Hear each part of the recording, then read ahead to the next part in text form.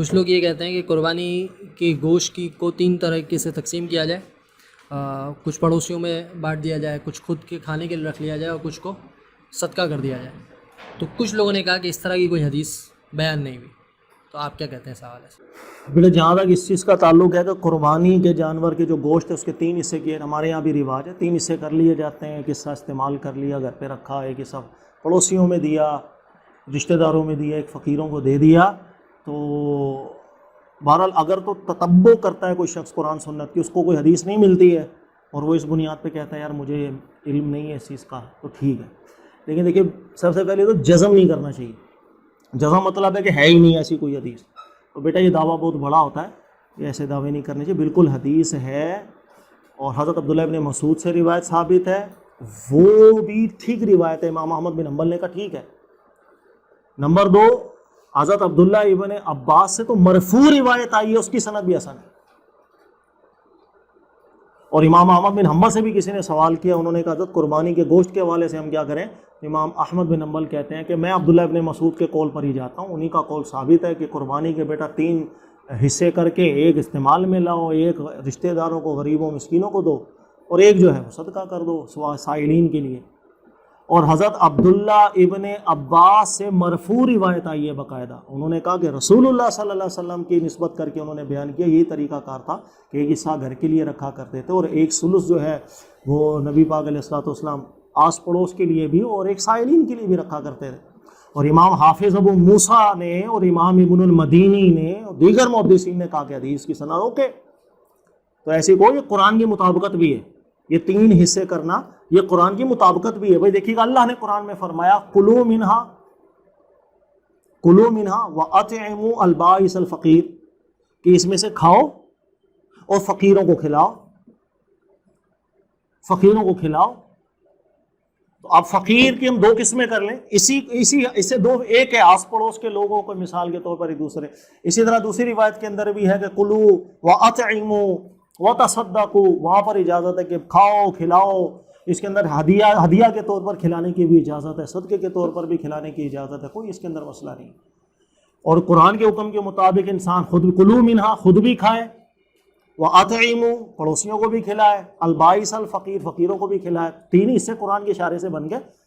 لیکن یہ بات ذہن میں رکھیے گا کہ حدیث میں ایسا حکم نہیں کہ برابر برابر 3 حصے ہم تول کے کریں، یہ نہیں ہے کوئی حکم۔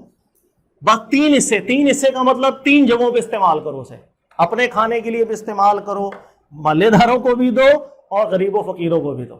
یہ مطلب نہیں برابر برابر وزن کر کے 3 حصے ہم نے کرنے ہیں گھر پہ، یہ غلط ہے۔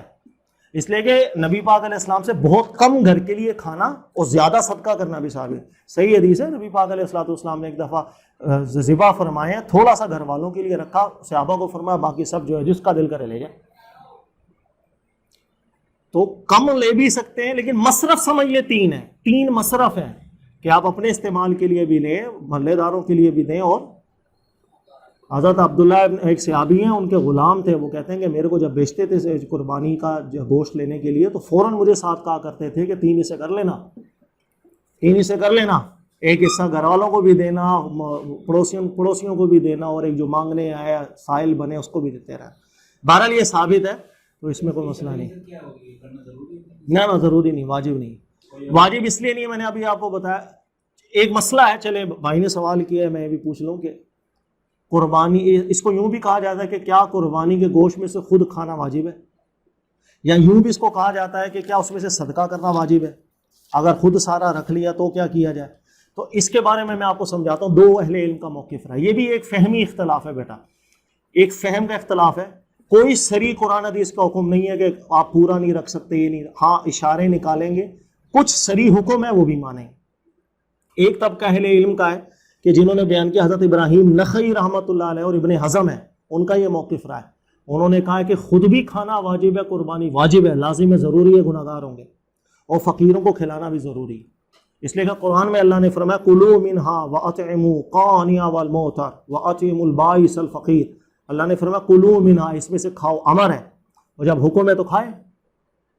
پھر اللہ نے فرمایا فقیروں کو دو، صدقہ بھی ضروری ہوا۔ لہٰذا ان علماء کے نزدیک یہاں امر چکے آ رہے ہیں، لہذا خود بھی کھانا اس میں سے واجب ہے اور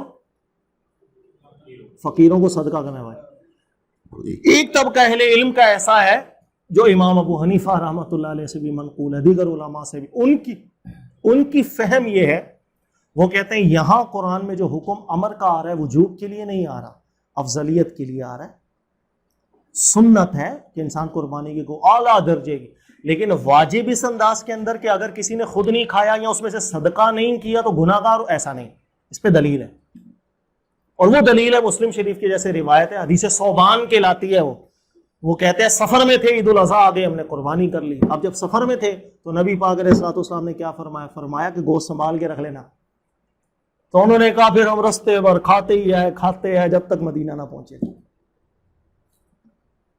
اس کا مطلب ہے نیڈ ہے نا، سفر کے اندر نیڈ ہوتا، آپ نے سب رکھ لیا۔ اب جب سب رکھا، غور کریں، اس میں سے صدقہ نہیں دیا۔ قرآن میں تو دونوں ایک ساتھ امر ہے، کلوا منہا واطعموا، جب ایک امر وجوب کے لیے نہیں ہوا اسی کا عطف ہے دوسرے کے اوپر، لہذا وجوب نہیں ہے، باقی کے افضل ہے، مستحب ہے۔ ہاں اس کے اندر ذہن میں رکھیے گا ہر بندے کی اپنی ایک گھر ہے، اس کے ممبر زیادہ ہیں اور فقیر ہیں سارے بیچارے، وہ سب گھر پہ رکھ لیں تو 2 دن کا کھانا پکے تو اور کیا، وہ گھر پہ رکھے کھائے، کوئی مسئلہ نہیں ہے۔ بلکہ میں آپ کو حدیث بھی سناؤں، مسلم شریف کی حدیث ہے، مفہوم میرے ذہن میں آ رہا ہے۔ آپ کو پتہ ہے نبی پاک علیہ الصلوۃ والسلام نے پہلے 3 دن سے زیادہ قربانی کا گوشت رکھنے سے منع فرما دیا۔ اگلا سال آیا تو مسلم کی ایک روایت ہے کہ صحابہ نے شکوہ کیا نبی علیہ السلام کے بارگاہ میں کہ اللہ کے رسول، ہمارے گھر میں خادم بھی ہیں، بچے بھی زیادہ ہیں، غریب بھی زیادہ ہیں۔ تو نبی علیہ السلام نے فرمایا اچھا جاؤ کھاؤ، ذخیرہ کرو۔ یہاں 2 لفظ ہیں، وابسو، جاؤ رکھ لو، کھاؤ رکھ لو۔ تو کوئی ایسا مسئلہ نہیں ہے انسان میں، لہذا واجب نہیں ہے، کھانا افضل ہے، یاد رکھ لیجئے گا، سنت ہے اور افضل ہے۔